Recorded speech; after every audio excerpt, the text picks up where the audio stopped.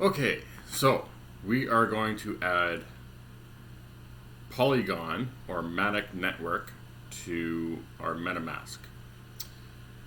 So we again went and opened up our networks list. We went to custom RPC, brought this up, and again on medium.com I have found all the information that you need to add the Matic network.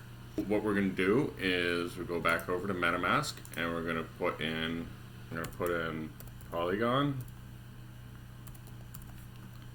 and the RPC, which will be this one right here. I'm going to just do this one here.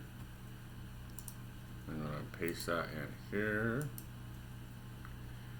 And the chain ID, I'm going to put 137.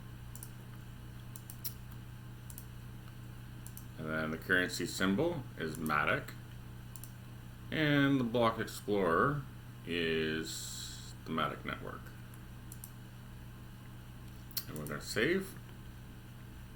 And there we go. So now we got the Polygon network all set up.